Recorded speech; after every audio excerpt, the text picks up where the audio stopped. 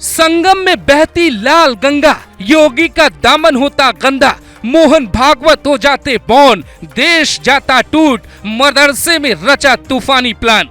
करोड़ों की भीड़ में वो आता, पाकिस्तान में बढ़ते लड्डू, मोदी का होता इस्तीफा, योगी भी रो देते, किताबों में बहुत डरावना सच।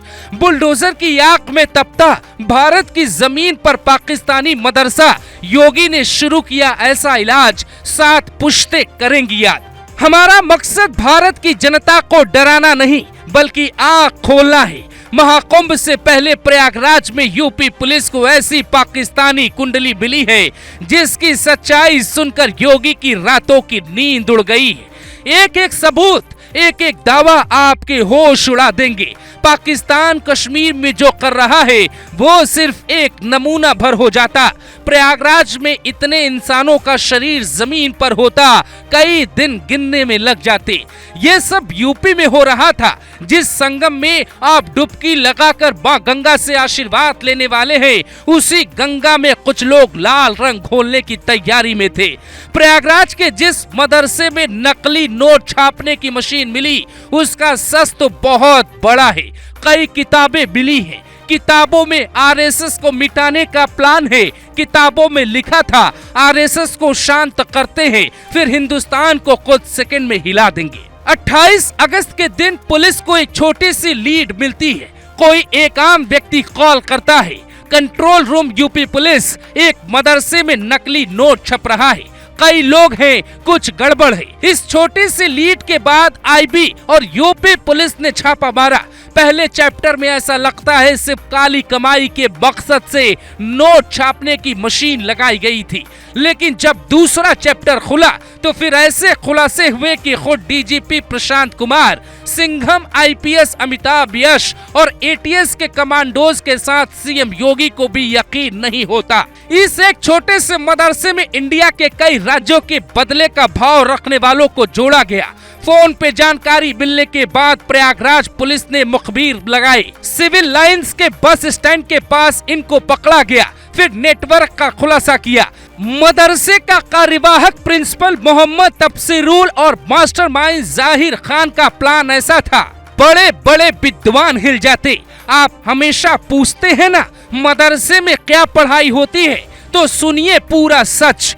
जाहिर खान जो सह मुख्य साजिश करता बताया जा रहा है, वो इस प्रयागराज के मदरसे का छात्र है। इसके साथ एक आरोपी है जिसका नाम तफसीरुल इस्लाम है, वो भी छात्र है। मदरसे में पूरी प्लानिंग सिर्फ इस बात की थी कैसे मकसद को पूरा किया जाए। आईबी की टीम को मदरसे से जो किताबें मिली हैं, उनमें एक किताब का नाम है आरएसएस देश का सबसे बड़ा संगठन। इसके लेखक हैं एस एम मुशर्रफ, जो महाराष्ट्र के पूर्व पुलिस महानिरीक्षक की पोस्ट से रिटायर्ड है। मूल किताब उर्दू भाषा में लिखी गई है। इसकी हिंदी और मराठी अनुवाद वाली किताबों की छपाई भी भारी मात्रा में की गई थी। इस मदरसे का नाम है जामिया हबीबिया, जो करीब 84 साल पुराना है। सच्चाई ये है कि ये बगैर मान्यता, ये सोसाइटी रजिस्ट्रेशन पे चल रहा था। हिंदुस्तान में ऐसे कितने मदरसे किस प्लानिंग के तहत क्यों चल रहे हैं, ये सवाल भी खड़ा हो गया।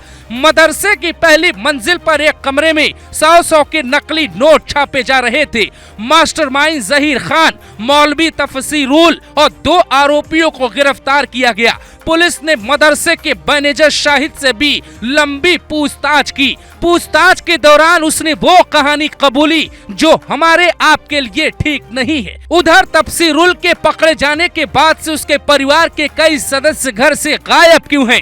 चारों आरोपियों में एक ओडिशा का रहने वाला जिसका नाम जाहिर खान है, उम्र 23 साल। पुलिस जांच में पता चला कि मदरसे का मौलवी मोहम्मद तफसीरुल, जिसकी उम्र 25 साल है, वो गैंग का मास्टरमाइंड है। उसी ने जहीर और उसके साथियों को मदरसे में रुकने के लिए कमरा दिया था।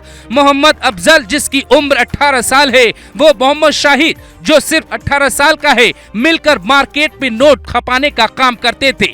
ये दोनों नोटों की कटिंग और साफ सफाई का काम भी कर लेते। अब तक जांच में सामने आया है कि आरोपी जनवरी 2025 में लगने वाले महाकुंभ में नोट खपाने की तैयारी में थे। वहां कुछ बड़ा करने की प्लानिंग थी। इनके ग्रुप में पाकिस्तानी कुछ लोग जुड़ने वाले थे। ये पाकिस्तान के किसी बड़े संगठन के इशारे पर कुछ जाल बुन रहे थे। अखबार, टीवी के अलावा इंटरनेट पर महाकुंभ से जुड़ी खबरें देखते थे, फिर वो पूरी रिपोर्ट किसी को सौंपते। वो किसको बताते, इसका खुलासा अभी तक नहीं हुआ है। इनके मोबाइल की हिस्ट्री में महाकुंभ से जुड़ी कई कहानियां मिलती हैं। आरोपियों को पता था कि महाकुंभ में 40 करोड़ से ज्यादा श्रद्धालु आएंगे। ऐसे में मकसद को पूरा करने का सबसे सटीक वक्त यही होगा। उनका प्लान बहुत बड़ा था, फिर भी ये देश, यहाँ के नेता, यहाँ के लोग कहते हैं डेमोक्रेसी है, सबको आजादी है। आजादी और संविधान के नाम पर क्या हो रहा है, इसका अंदाजा पूरी रिपोर्ट के बाद आपको हो चुका होगा। अब कमेंट करिए, मन का गुस्सा निकाल लीजिए, योगी पर यकीन कीजिए, पूछिए सवाल। अखिलेश यादव से पूछिए कि क्या यहाँ भी उन्हें डीएनए रिपोर्ट चाहिए।